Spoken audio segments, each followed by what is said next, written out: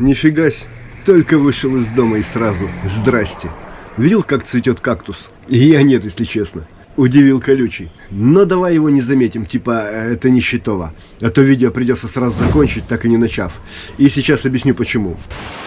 Меня зовут Влад, а мою жену Лия.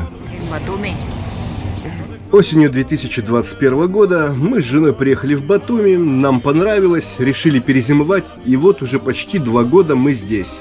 Мы в Батуми. Казалось бы, пообтесались, насмотрелись, и ничем нас уже не удивишь. А нет, продолжает Грузия удивлять, и, как правило, для этого достаточно просто выйти из дома. Не веришь? Я тебе это докажу. Для съемок выбрал обычный такой день. В праздничный или выходной шансы удивиться круто возрастают. Выбрал будни для чистоты эксперимента, так сказать. Ну как, норм идейка? Ставь лайк и поперли. Пройдемся по Батумчику, поглазеешь на виды, а пока мы идем, буду развлекать тебя историями, которые недавно случились и которые зажать и не поделиться, ну вроде как нельзя, не по-пацански это.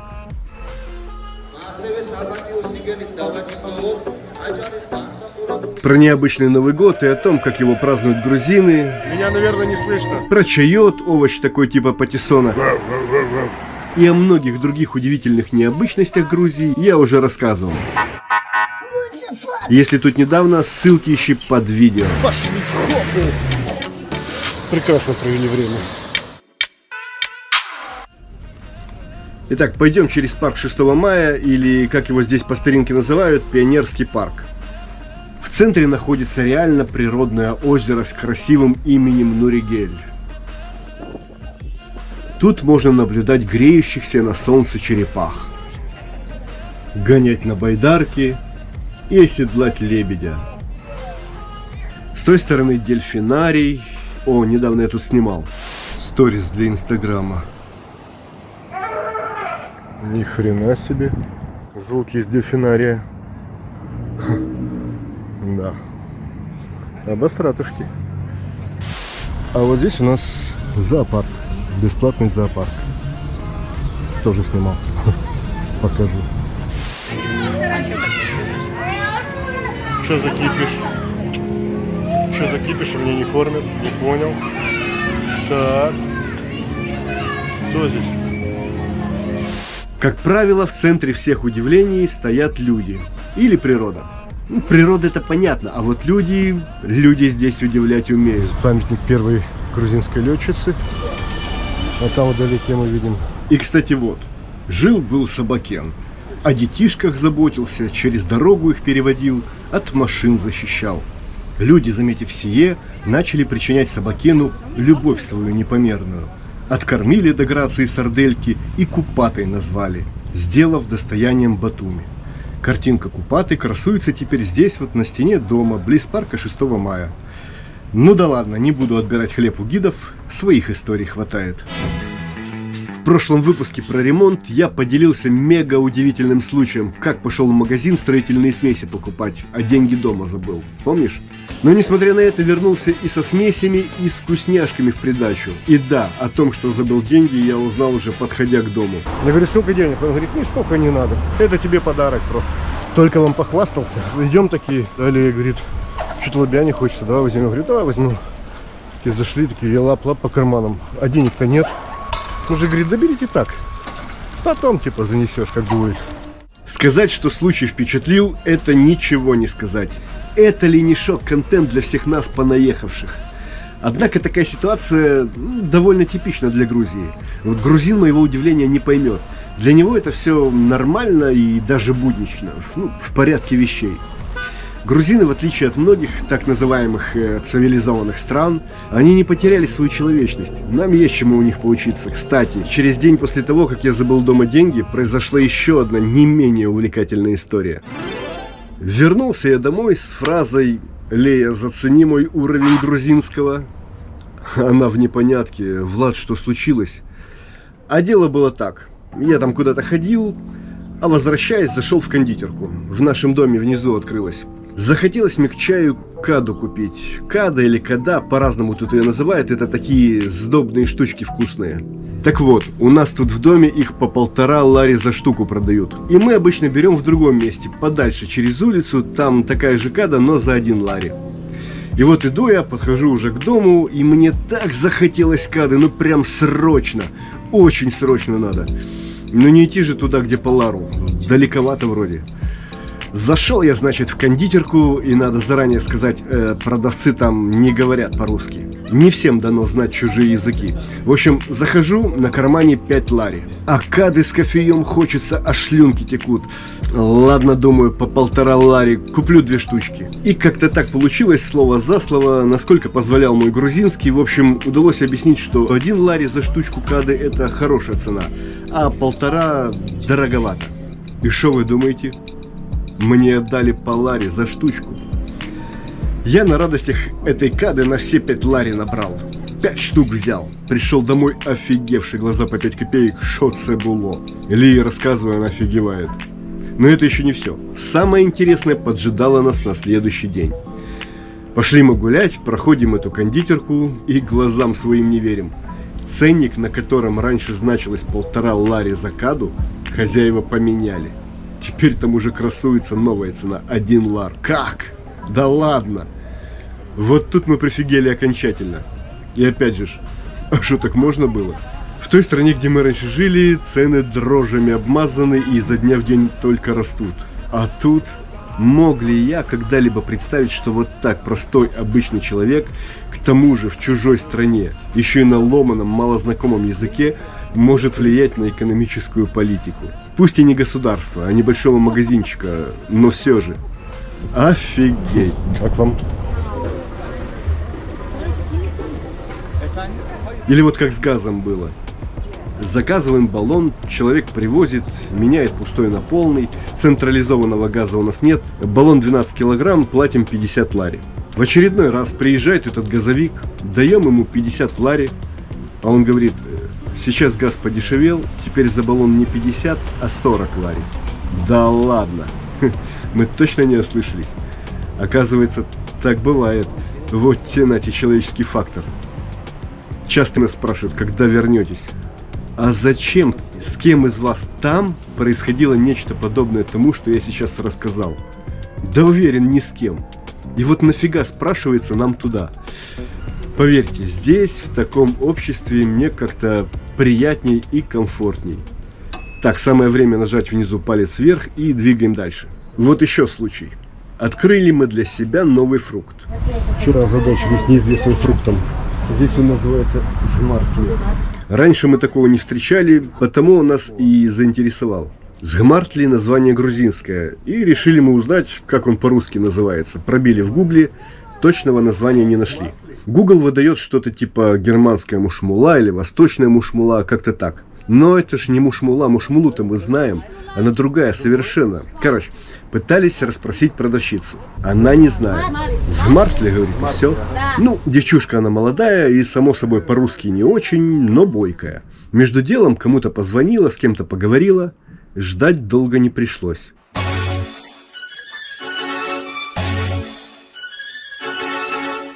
Нет, это не наша история.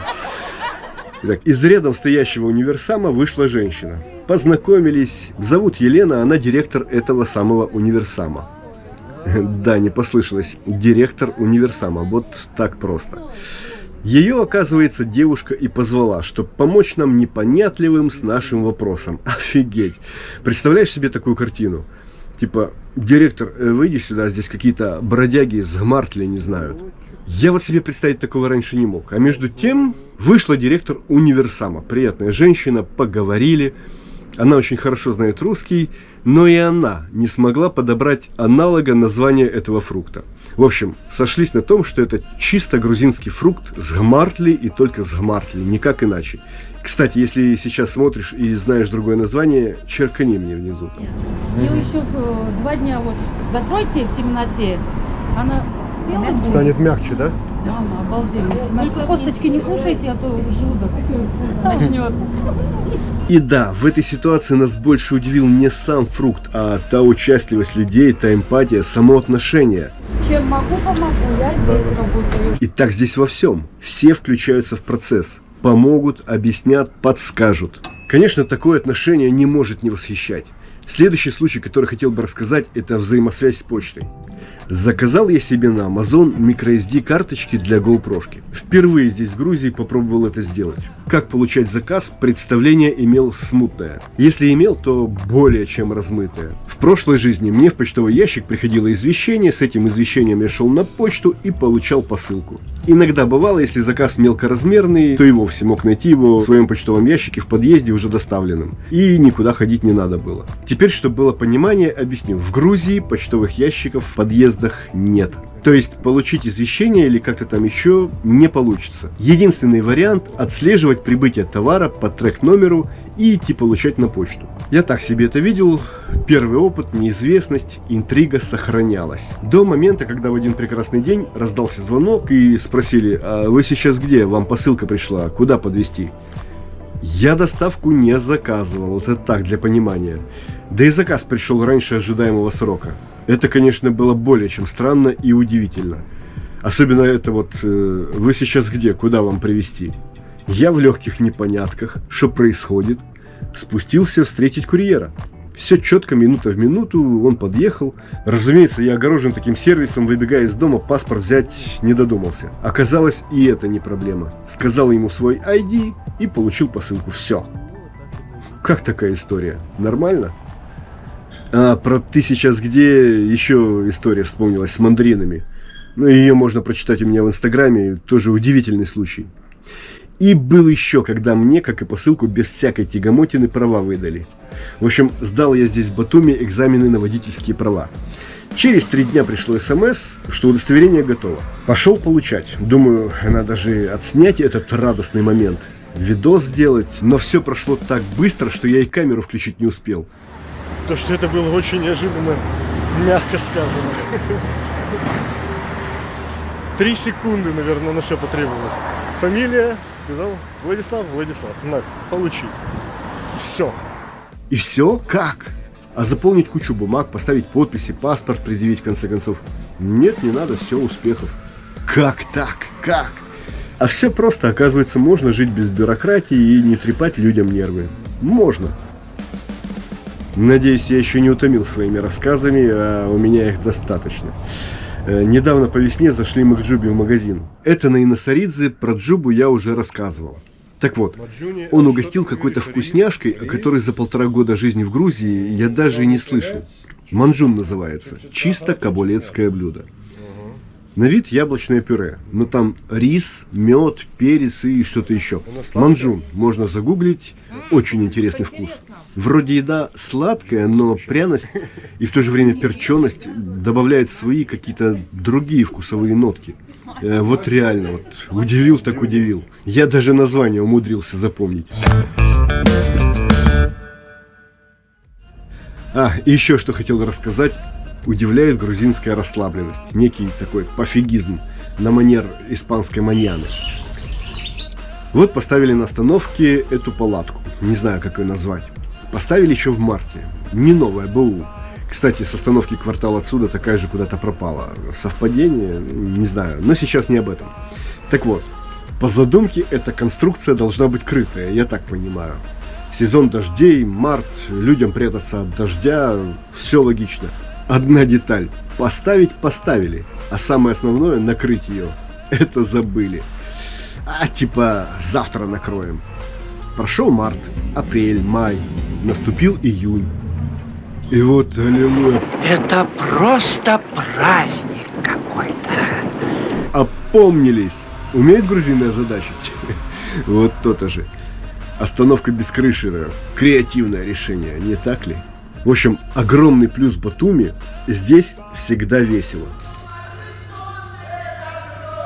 Из батумских примет: если ночью нет грома и дождя, жди фейерверки, салюты, петарды, рев моторов, лай собак, песни и так далее. Если батумские меня смотрят, добавят, что я забыл. В общем, не факт, что выспитесь, но точно не заскучаете. Но, думаю, удивления на сегодня хватило, хотя стоп.